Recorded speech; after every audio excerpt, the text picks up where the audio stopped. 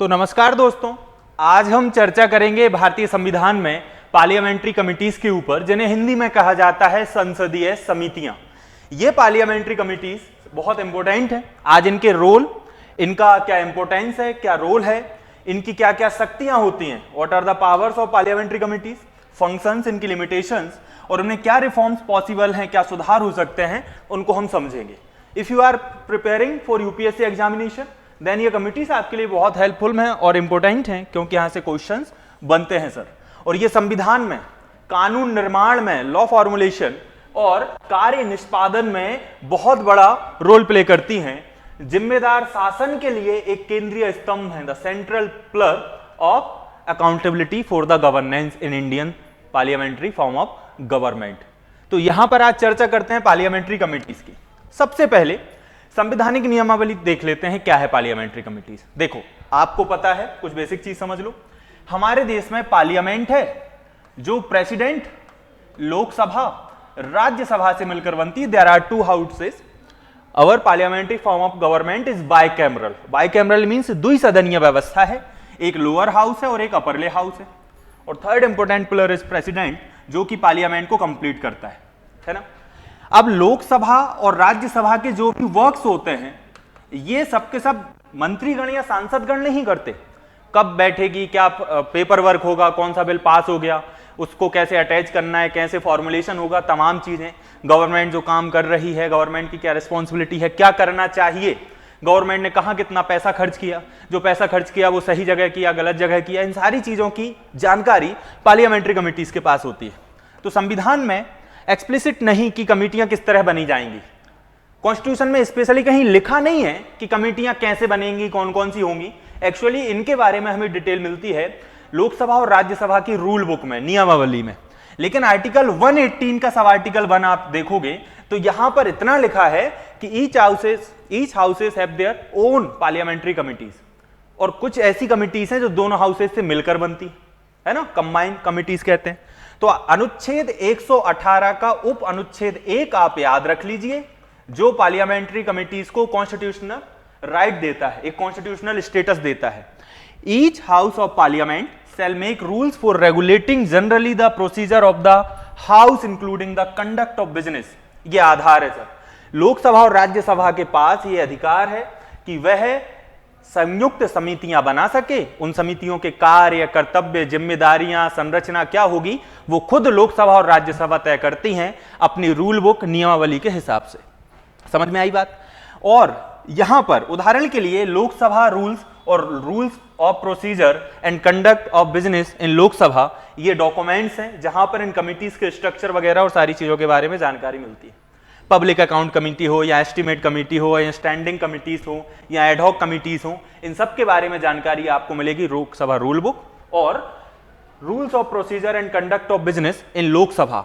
ये डॉक्यूमेंट्स हैं, दस्तावेज हैं, नियमावलियां हैं, जहां इन संवैधानिक समितियों की जानकारी मिलती है। तो कमिटियों के प्रकार क्या होते हैं sir? Types of committees. Basically संविधान में जो समितियों के प्रकार हैं, इनको ऐसे समझ लो आप कि इनको हम 4 पार्ट्स में बांट लेते हैं। ठीक है। सबसे पहला जो पॉइंट आएगा वो आएगा डिपार्टमेंटली रिलेटेड स्टैंडिंग कमिटीज, जिन्हें डीआरएससीज कहते हैं। डिपार्टमेंटली रिलेटेड स्टैंडिंग कमिटीज, इन्हें डीआरएससीज कहा जाता है। ये होते हैं सदन के स्थायी अंग। पहली बात तो ये परमानेंट कमिटीज होती हैं सर, और हर वर्ष प्रत्येक साल इनकी नियुक्ति होती है, पुनर्निर्धारण होता है। और उसके साथ साथ इनका उद्देश्य क्या होता है, जो मिनिस्ट्रीज हैं, जो मंत्रालय हैं, इन मंत्रालयों की पॉलिसी कैसे बनेगी, क्या बनेगी, इन मंत्रालयों को कितना बजट दिया जा रहा है, उससे रिलेटेड जानकारी, ये कौन से बिल लाने वाले हैं, इनकी पॉलिसी की डायरेक्शन क्या होगी, इन सब के बारे में आपको डिटेल में जानकारी, गहराई से विचार वगैरह करना, ये सब इन डीआरसीज का काम होता है। ठीक है। फॉर एग्जाम्पल, जैसे फाइनेंस डीआरसीज हैं, है ना, हेल्थ एंड फैमिली वेलफेयर डीआरसीज होती हैं, एक्सटर्नल अफेयर डीआरसीज होती हैं। ये विभाग बार बार काम करती है, ये विभाग बार काम करती हैं। हर एक डिपार्टमेंट की अपनी कमिटी होती है। स्वास्थ्य विभाग की हेल्थ एंड फैमिली वेलफेयर जो है डीआरएससीज होती हैं। उसके बाद में विदेश विभाग जो होता है, फॉरेन मिनिस्ट्री, उसकी एक अलग समिति होती है जो स्थायी रूप से केवल उसी के लिए काम करती है। उसको हम कहते हैं एक्सटर्नल अफेयर्स डीआरएससीज। ठीक है। चलो, फाइनेंशियल स्टैंडिंग कमिटीज कौन सी होती हैं? वे समितियां जो विशेष रूप से वित्तीय जवाबदेहिता, फाइनेंशियल अकाउंटेबिलिटी को फॉलो करती हैं, और जैसे बजट आ रहा है तो इनसे रिलेटेड सारा काम ये समितियां निपटाएंगी, है ना। जो व्यय हो रहा है, एक्सपेंडिचर हो रहा है, खर्चों का पूरी जानकारी, पूरा लेखा जोखा, ये समितियां इसको रिसर्च करेंगी इस पर। पब्लिक सेक्टर अंडरटेकिंग जो हैं, जो सरकारी उपक्रम हैं, सरकार की बड़ी बड़ी कंपनियां हैं, BHEL, गेल, सेल वगैरह, इन सारी कंपनियों का आय व्यय लेखा जोखा भी फाइनेंशियल स्टैंडिंग कमिटीज के द्वारा देखा जाता है ना। वो इस पर ही जानकारी देती हैं और इन पर रिपोर्ट बनाकर पार्लियामेंट में सबमिट करती हैं। उसके बाद आती हैं अदर स्टैंडिंग कमिटीज, अन्य जो है समितियां, ये सदन के रोजमर्रा के कार्य, डे बाय डे के जो वर्क्स होते हैं उनको मैनेज करती हैं। हर रोज सदन में कितने बजे कौन बैठेगा, कितने बजे कौन भाषण देगा, फला व्यक्ति ने 15 दिन पहले नोटिस दिया था कि इस बात को लेकर मैं सदन में प्रश्न उठाऊंगा और जो रूलिंग पार्टी है वो इस पर जवाब देगी। ये सारी चीजें मैनेज करने का काम किसका होता है? स्टैंडिंग कमिटीज का काम होता है। तो ये संसदीय अनुशासन, उसके साथ साथ नियम व्यवस्था आदि के लिए रिस्पॉन्सिबल होती हैं, अकाउंटेबल होती हैं। देन एड हॉक, सेलेक्ट और ज्वाइंट कमिटीज, इनको 4th सेक्शन में हमने रखा है। जब संसद को किसी विशेष मुद्दे पर कोई खास इशू आया, जैसे जम्मू कश्मीर का मुद्दा आया 370 हटाना, उस पर कोई डिस्कशन करना है, उस पर कोई वेल रिसर्च करनी है, तो उसके लिए एक अलग समिति बना दी। अगर किसानों से संबंधित कोई समस्या उसको सॉल्व करके कोई बिल लेकर आना है, उसके लिए एक अलग समिति बना दी जो इस काम को बहुत अच्छे ढंग से रिसर्च एंड डेवलपमेंट इसमें देखेगी, R&D पूरा वही करेगी। वेल रिसर्च करने के बाद वह संबंधित मंत्रालय को रिपोर्ट देगी, संसद के सामने रिपोर्ट रखेगी। तो ये होती हैं एडहॉक कमिटीज, है ना। जब संसद को किसी विशेष मुद्दे पर गहन जांच की जरूरत होती है, जैसे विधेयक, विशेष संकट या सार्वजनिक हित का सवाल हो, तो जैसे ज्वाइंट पार्लियामेंट्री कमिटीज बनती हैं इसके लिए, जिन्हें JPC कहा जाता है, और certain issues select committees on bills, ये सारी चीजें। तो आइए, पहले तो मैं आपको संसदीय समितियों का ओवरऑल व्यू दूंगा, फिर एक एक करके समितियां बताऊंगा। स्पेशल जो इंपॉर्टेंट समिति हैं जहां पर UPSC, स्टेट PSC क्वेश्चन पूछता है, वो आपको डिस्कस करा दूंगा। पहले तो कमिटीज को अच्छे से समझ लेते हैं, तो ये समझ में हमें आ जाएगा कि संसदीय समितियां आखिर में होती क्या है। मेरी बात समझ पाए? आगे बढ़ते हैं सर। संरचना और सदस्यता, देखो इन कमिटीज में अलग अलग संरचना और सदस्यता होती है। सबसे पहले तो हम DRSCs के बारे में देख लेते हैं, ठीक है। DRSCs के बारे में आपको पहले ही बता चुका हूं। डिपार्टमेंटली रिलेटेड स्टैंडिंग कमिटीज जो होती हैं, जो अलग अलग विभागों के लिए अलग अलग समितियां होती हैं। देखो, देश में एक केंद्र सरकार है, केंद्र सरकार अलग अलग काम अलग अलग मंत्रियों को दे देती है। हर मंत्री का अलग अलग मंत्रालय होता है, और अलग अलग एक मंत्रालय में बहुत सारे विभाग होते हैं। तो पूरा का पूरा जो केंद्र का जो शासन है, जो शक्ति, उसे मंत्रालयों और विभागों में बांट देना, यह कहलाता है पोर्टफोलियो सिस्टम। और यह पोर्टफोलियो मॉडल 1860 में भारत में सबसे पहले इंट्रोड्यूस किया गया था मैकाले गवर्नमेंट में, ठीक है। तो संरचना और सदस्यता, कंपोजिशन एंड मेंबर डिटेल्स को आप देख लो DRCS में, तो याद रखना कि DRCS में टोटल 31 मेंबर्स होते हैं। अब 31 मेंबर्स में से 21 जो मेंबर्स होते हैं ये लोकसभा से होते हैं, और 10 मेंबर जो होते हैं वो राज्यसभा से होते हैं, ठीक है। और यहां पर इनमें से एक व्यक्ति को बना दिया जाता है अध्यक्ष, चेयरपर्सन अपॉइंट कर दिया जाता है, ठीक है। तो सदस्यता का चयन कैसे होता है? तो संसदीय दलों के अनुरूप जो पार्टी अनुपात है उससे इसको निकाला जाता है। जैसे लोकसभा कमिटीज ऑफिशियल पेजेस पर आपको मिलेगा, फाइनेंशियल कमिटीज के बारे में जानकारी मिलेगी, PSC के बारे में जानकारी मिलेगी, है ना। तो DRCS के बारे में आपने देख लिया, कितने सदस्य होते हैं? 31, और इन 31 में से 21 मेंबर्स कहां से आते हैं? लोकसभा से। जो डिपार्टमेंटली रिलेटेड जो स्टैंडिंग कमिटीज होती हैं उनमें 10 सदस्य आएंगे राज्यसभा से। इनमें एक चेयरपर्सन होगा, मेनली चेयरपर्सन रूलिंग पार्टी का व्यक्ति बन जाता है ना। जो सत्ताधारी दल है, जैसे BJP अभी रूलिंग पार्टी है, तो चेयरपर्सन भी मोस्टली BJP का ही होगा। यह फैक्ट आप लोग याद रखिएगा। चलो, PSC पब्लिक अकाउंट कमेटी के बारे में भी बताऊंगा। एस्टिमेट कमिटीज केवल लोकसभा सदस्य होते हैं एस्टिमेट कमिटीज में, इसमें 30 मेंबर्स तक की संख्या होती है। अभी एक एक समिति विस्तार से ही बताऊंगा, अभी शॉर्ट में नहीं बता रहा हूं। कॉपू होती है PSU अंडरटेकिंग रिपोर्टों के लिए। अब आपसे प्रश्न पूछा जाएगा, सर ये जो संसदीय समितियां होती हैं इनका कार्यकाल कितना होता है? तो जो मेनली स्टैंडिंग कमिटीज होती हैं इन सब का टेन्योर केवल 1 वर्ष होता है। याद रखना, जो स्टैंडिंग कमिटीज होती हैं, स्थायी समितियां होती हैं, उनका कार्यकाल 1 वर्ष होता है। और जो एडहॉक कमिटीज होती हैं, तदर्थ समितियां होती हैं, इन तदर्थ समितियों का कार्यकाल विशेष समय के लिए निर्धारित किया जाता है। 3 महीने, 6 महीने, 9 महीने, 7 महीने, 5 महीने, अलग अलग। आपको बात समझ में आई होगी। फिर इनको रीऑर्गेनाइज किया जाता है या रिन्यू किया जाता है। 1 साल के बाद पुनः अपॉइंट होंगी, फिर अपॉइंट होंगी, फिर अपॉइंट होंगी। 1 साल काम किएंगे, 365 दिन बाद समिति खत्म, फिर नई समिति बनेगी, बैक टू बैक बनती जाती है ना। चलो, तो उसके साथ साथ आगे बात करते हैं शक्तियां और प्रक्रियाएं। सर, ये जो समितियां हैं, इनकी पावर्स क्या होती हैं और इनके प्रोसीजर्स क्या होते हैं? अगर ये जानना है तो सुनो मेरी बात। पर्सन्स, पेपर्स और रिकॉर्ड्स, ये किसी भी व्यक्ति से कोई भी जानकारी ले सकती हैं। सरकार का कोई व्यक्ति है, किसी भी प्रकार के डॉक्यूमेंट को मांग सकती है, किसी भी प्रकार के पुराने गवर्नमेंट के रिकॉर्ड को चेक कर सकती है। इनके पास पावर होती है। ये जो है डिपार्टमेंटली रिलेटेड जो स्टैंडिंग कमिटीज होती हैं, इन कमिटियों को अधिकार है, सारी की सारी संसदीय समितियों को अधिकार है कि वे डॉक्यूमेंट्स को और रिकॉर्ड्स को मांगे और आवश्यकता हो तो व्यक्तियों को बुलाएं, गवाहों को बुलाएं, स्पेशलाइज्ड पर्सन, विशेषज्ञों को बुलाकर उनकी राय लें, सलाह लें, उनके बयान लें। Clause by clause will review करती हैं, स्टेप बाय स्टेप देखते हैं। एक पेज में 4 क्लॉज लिखे हैं तो क्लॉज बाय क्लॉज चेक होगा, एक एक सेंटेंस चेक होगा, एक एक वर्ड चेक किया जाता है। जब कोई बिल कमेटी को भेजा जाता है कि सर इसको जरा रिव्यू करो, तो कमेटी उसकी बाल की खाल निकाल के उसका पोस्टमार्टम कर देती है। कैसे? तो कमेटी उस बिल के हर एक प्रावधान को, हर एक क्लॉज को बहुत बारीकी से देखती है और सुझाव देती है कि इसमें अमेंडमेंट होगा या नहीं होगा। अगर अमेंडमेंट होगा तो किस टाइप से होगा, अमेंडमेंट करने से क्या इंपैक्ट पड़ेगा, क्यों ये अमेंडमेंट जरूरी है, ये सलाह दे देती है संसद को। हाँ, संसद इस एडवाइस को माने या ना माने, this is the right of parliament, this is the choice of parliament, तो वो एक अलग चीज है। पार्लियामेंट्री कमिटीज की एडवाइस केवल एडवाइजरी होती है ना, ये बाउंडेबल नहीं होती, इस पर कोई बाइंडिंग नहीं होती कि आप इसको माने ही माने। तो संसद संसदीय समितियों की सलाह को माने या ना माने वो उसका मत है, लेकिन संसदीय समितियां सलाह जरूर देती है ना। तो बजट एंड पॉलिसी जो स्क्रूटनी होती है उस पर इनका बड़ा रोल होता है। मंत्रालयों के द्वारा जो बजट प्रस्तुत किए जाते हैं उनकी समीक्षा करना, अल्टरनेटिव जो नीतियां होती हैं, व्यय की दक्षता की जांच करना कि सरकार ने कहा था कि हम रक्षा मामलों में 5 लाख करोड़ रुपए खर्च करेंगे। अगर सरकार रक्षा मामलों में 5 लाख करोड़ खर्च करेगी तो सरकार ने वो पैसा 5 लाख करोड़ कहां कहां खर्च किया।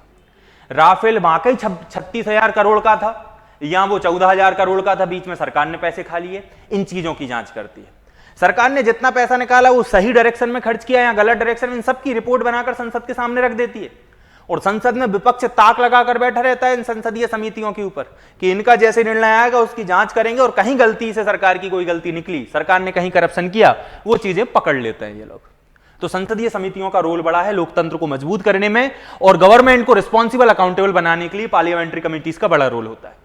तो शक्तियां पर्सन, पेपर, रिकॉर्ड्स की डिमांड कर सकती हैं, क्लॉज बाय क्लॉज जो है बिल को चेक करती हैं, बजट एंड पॉलिसी स्क्रूटनी में बड़ा रोल होता है, सरकार के द्वारा जो पॉलिसी बनाई जाती है उसको रिव्यू करती हैं, अल्टरनेटिव जो पॉलिसीज हैं, सरकार के द्वारा जो खर्चे हैं, इन सबको जांचती हैं कि सरकार सही काम कर रही है या गलत काम कर रही है।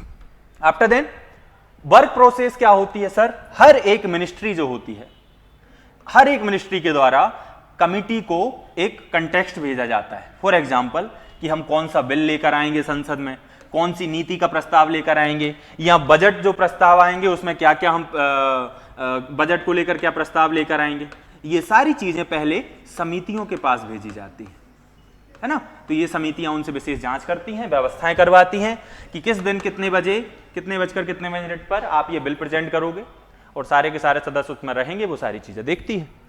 कमेटी लिखित साक्ष्य मांगती है, रिटर्न एविडेंसेस इकट्ठा करती है, जो स्टेक होल्डर्स हैं, विशेषज्ञ हैं, या कोई सार्वजनिक इकाई है, सार्वजनिक पब्लिक हेयरिंग जिन्हें कहते हैं, इन सबको आयोजित कर सकती है। रिपोर्ट तैयार होती है जिसमें ये सुझाव देती है, एडवाइस देती है, अमेंडमेंट सुझाती है, संशोधन करवाती है, पॉलिसी रिफॉर्म की बात करती है, और वही रिपोर्ट जो है वो हाउस में प्रेजेंट की जाती है, संसद के पटल पर रखी जाती है। सरकार को ATR एक्शन टेकन रिपोर्ट देती है कि सर ये काम ये गलत हो रहा है, इस पर एक्शन लीजिए। ऐसी रिपोर्ट भी कौन देती है? पार्लियामेंट्री कमिटीज देती हैं, जिससे गवर्नमेंट के कामों को और ज्यादा टारगेटिंग बनाया जाता है और ज्यादा दक्ष किया जाता है। तो सरकार के कार्यों की दक्षता को बढ़ाने के लिए संसदीय समितियों का होना बहुत जरूरी है। तो कमेटी की रिपोर्ट पर सरकार ने क्या कदम उठाए हैं, किस तरह से जवाबदेही निभाई है, इस तरीके के भी वो प्रश्न पूछ लेती है ना। लेकिन सरकार बड़ी है, समितियां केवल सहयोगी हैं, ये इनके हाथ में सत्ता नहीं होती, केवल काम होते हैं। सीमाएं और चुनौतियां, सर आज की कंडीशन में जो पार्लियामेंट्री कमिटीज हैं उनके साथ कुछ व्यावहारिक समस्याएं हैं। फॉर एग्जांपल मैं बताता हूं, नंबर 1 अल्पकाल। देखो एक तो टेन्योर बहुत छोटा होता है, 1 ईयर टेन्योर, हर साल जो है सदस्य बदलाते हैं। एक साल में जैसे तैसे सदस्यों को एक्सपीरियंस होता है, विशेषज्ञता आती है, after then they change the committee, the tenure was completed and then the new committee was formed. जब न्यू कमिटी फॉर्म हो गई थी तो फिर उसमें भी जो नए सदस्य आए थे उनमें उतना अनुभव नहीं है जो पुराने सदस्यों को था। तो कहीं ना कहीं 1 ईयर टेन्योर होने के कारण जो इसकी इफेक्टिविटी है, जो दक्षता है, वो कम हो जाती है। एटीआर में देरी, कमिटियां जो रिपोर्ट बनाती हैं उस रिपोर्ट पर सरकार एक्शन नहीं लेती है। सरकार द्वारा जो एक्शन टेकन होता है वो बहुत टाइम से होता है, कभी कभी तो सरकार बिल्कुल ही एक्शन नहीं लेती, बहुत मामूली से एक्शन ले लेती, तो इनकी बातों को समझा नहीं जाता। संसाधन समर्थन, सर कमिटीज को रिसोर्सेज प्रोवाइड नहीं मिलते, सेक्रेटरीट, रिसर्च पेपर की कमी आती है, कमिटीज के पास प्रॉपर रिसर्च करने के लिए डॉक्यूमेंट्स अवेलेबल नहीं हो पाते, है ना, इनके पास डेटा एनालिसिस करने के लिए प्रॉपर विशेषज्ञ नहीं हो पाते, कई बार विशेषज्ञों की सलाह की सुविधा जो है इनको हमेशा उपलब्ध नहीं होती। ठीक है, उसके साथ साथ पॉलिटिकल इंपैक्ट भी पड़ता है, देश में राजनीति हर जगह है, तो भाई चेयरपर्सन का जो रोल होता है वो काफी इंपॉर्टेंट रोल होता है और पॉलिटिकल पार्टीज को प्राथमिकताएं दी जाती हैं। कई बार अगर बीजेपी का चेयरपर्सन है तो बीजेपी को प्रायोरिटाइज करेगा, आरजेडी या कांग्रेस या आम आदमी पार्टी किसी और पार्टी का अगर सत्ता है और उसका अगर चेयरपर्सन है तो ऐसी कंडीशन में उसके पक्ष में निर्णय जाते हैं, उसकी कमियों को छुपा दिया जाता है कई बार। तो ये सारी चीजें इन समितियों के साथ हमें देखने को मिलती हैं। साक्ष्य बुलाने की कानूनी व्यवहारिक चुनौतियां भी हैं। जब एविडेंस को कॉल दिया जाता है तो कई बार लीगल एक्शन ले लेता है एविडेंस, कहता है कि नहीं मैं आपके सामने नहीं आऊंगा, आपके सकते मुझे बुला रहे हो, और बहुत सारी चीजें। विधायक सांसद आने से मना कर देते हैं इनके बाद, तो मंत्रियों को बुलाने में बाधाएं होती हैं। समन की पावर इनके पास है, लेकिन प्रैक्टिकल जो है वो स्पीकर चेयरपर्सन की सहमति आवश्यक होती है। अगर स्पीकर और चेयरपर्सन आदेश नहीं देंगे या वो एक्सेप्ट नहीं करेंगे कि आपने फला व्यक्ति को बुलाया है जो सांसद है, मंत्री है, और वो व्यक्ति आने से मना कर दे और चेयरपर्सन उसका सपोर्ट कर देता, आप उस व्यक्ति को नहीं बुला सकते। चेयरपर्सन कहेगा तो ही वो व्यक्ति आएगा। तो ऐसे कुछ लीगल रिस्ट्रिक्शंस हैं इन कमिटीज के कारण जो ये ढंग से काम नहीं कर पा रहे। प्रभाव एवं उदाहरण, देखो यह भाग बहुत उपयोगी है, समझना है इसको। Standing committee on health and family welfare ने national medical commission NMC bill के दौरान बहुत सारे सुझाव दिए थे, है ना। उन सुझावों में कहा कि भाई कुछ कुछ आप रिफॉर्म्स कर लो, है ना। फिर कंज्यूमर प्रोटेक्शन बिल आया जिसमें कंज्यूमर राइट के मामले में स्टैंडिंग कमिटीज ने बहुत सारे एडवाइस दी, और जो कंज्यूमर है, उपभोक्ता है, उसके इंटरेस्ट को प्रोटेक्ट करने के लिए और ज्यादा प्रोविजंस ऐड करने की बात कही थी। पब्लिक अकाउंट कमेटी की रिपोर्ट ने जब सार्वजनिक खर्च में भ्रष्टाचार और अनियमितताओं को उजागर किया, जिससे सरकार की जवाबदेही का सामना करना पड़ा और फिर सुधारात्मक उपाय हुए। सत्यम घोटाले की बात हो या कोल घोटाला हो या 2G स्पेक्ट्रम घोटाला हो, इसमें पब्लिक अकाउंट कमेटी और 2008 से 10 के बीच में जो कैग हुआ करते थे विनोद सर, तो विनोद कैग थे हमारे कंट्रोलर एंड ऑडिटर जनरल, जो पीएससी को रिपोर्ट करके सारी जांच करवाते हैं और पीएससी के मित्र कहलाते हैं कैग हमारा। तो उनके द्वारा जब सलाह दी गई तो बहुत सारे घोटाले खुले, तो भाई ये एक अच्छी बात है। पीआरएस के डाटा से पता चलता है कि जिन कमेटियों को पूर्व शोध समर्थन प्राप्त है उनकी रिपोर्ट की गुणवत्ता बेहतर होती है और उनकी सिफारिश का पालन बेहतर होता है। तो अल्टीमेटली ये इनका प्रभाव है, और ये एग्जाम्पल से हमने समझा कि कमिटीज का रोल काफी इंपॉर्टेंट हो जाता है democratic parliamentary form of government में। ठीक है, क्या क्या सुधार हो सकते हैं इन कमिटीज में? टेन्योर बढ़ा दो सर, 2 से 3 साल कर दो।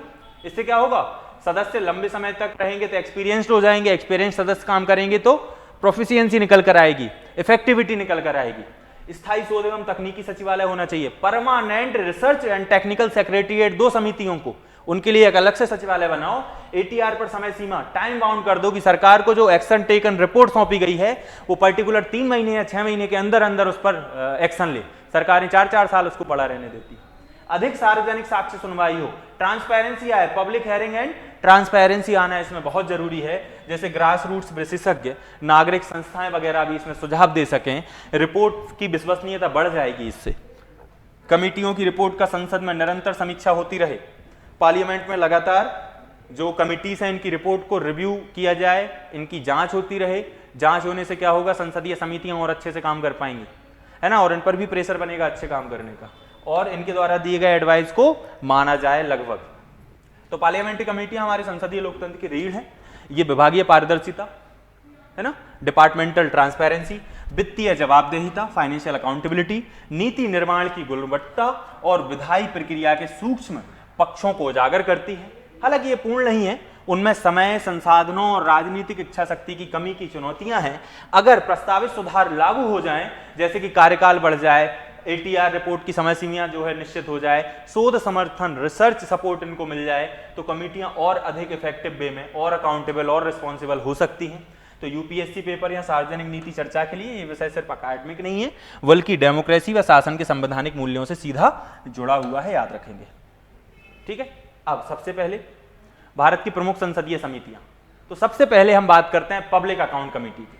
Sir, public account committee Bharat की सबसे पुरानी समिति है। This is the most ancient committee of India, सबसे पुरानी समिति मानी जाती है। ये 1921 में इसकी स्थापना हुई थी, जब मॉन्टेग्यू चेम्सफोर्ड सुधार आया था 1919 में, जिसे भारत शासन अधिनियम, इंडियन गवर्नमेंट एक्ट 1919 के नाम से जाना जाता है। उसके बाद भारत में पहली बार पीएसी की स्थापना हुई, इसलिए PAC, public account committee, Bharat की सबसे पुरानी कमेटी मानी जाती है।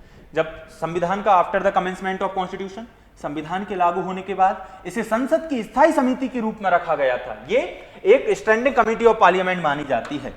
ठीक है, स्ट्रक्चर तो याद रखना है, इसमें कुल 22 मेंबर्स होते हैं पब्लिक अकाउंट कमेटी में। 22 में से 15 मेंबर जो हैं वो लोकसभा से आते हैं और 7 मेंबर जो हैं वो राज्यसभा से आते हैं।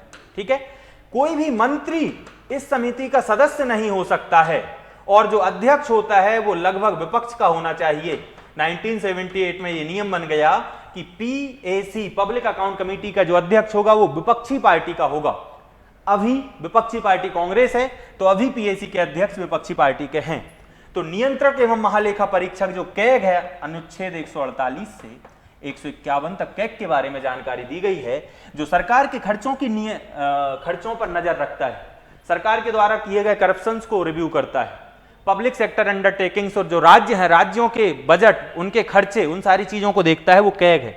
तो कैग के साथ मिलकर कैग की रिपोर्टों की जांच करता है पीएसी, और ये भी ये डिसाइड करता है कि पार्लियामेंट के द्वारा जो धनराशि एक्सेप्ट की गई थी, जो संसद के द्वारा जो पैसा सरकार को दिया गया था किसी विशेष कार्य में खर्च करने के लिए, क्या वह पैसा उसी कार्य में खर्च हुआ है या नहीं। यदि करप्शन के द्वारा कुछ मामले सामने आते हैं तो पीएसी उनको उजागर कर देती है। आई बात समझ में? तो सरकार के द्वारा जो फिजूल खर्ची होती है और अनियमितताएं होती हैं, उनकी ओर भी यही पीएसी ध्यान आकर्षित करती है। आई बात समझ में? तो इसका सिग्निफिकेंस क्या है? पीएसी को संसद का वित्तीय प्रहरी कहा जाता है, फाइनेंशियल सपोर्टर कहा जाता है, फाइनेंशियल वॉचडॉग कहा जाता है, निगरानी कुत्ता वॉचडॉग कहा जाता है। 2G स्कैम हो या कोल स्कैम हो, ये सारी बड़ी रिपोर्ट जो है पीएसी की चर्चा ने अकाउंटेबिलिटी बढ़ाई। जो 2G स्पेक्ट्रम घोटाला है, जो सत्यम घोटाला है, या मनमोहन जी के जमाने का कोल स्कैम वगैरह है, ये सारे के सारे घोटाले किसके द्वारा सामने लाए गए थे? कॉमनवेल्थ घोटाला हो, ये सब पीएसी के द्वारा सामने लाए गए थे। ठीक है, उसके बाद सर एस्टिमेट कमेटी आती, अनुमान समिति। अनुमान समिति सबसे पहले 1950 में एस्टेब्लिश हुई थी। ये भारत की सबसे बड़ी संसदीय समिति है। सबसे बड़ी पार्लियामेंट्री कमेटी कौन सी है? Estimate committee. और इसमें 30 मेंबर्स होते हैं सर। इसमें राज्यसभा का कोई प्रतिनिधित्व नहीं होता। 30 के 30 मेंबर्स कहां से आते हैं? लोकसभा से आते हैं।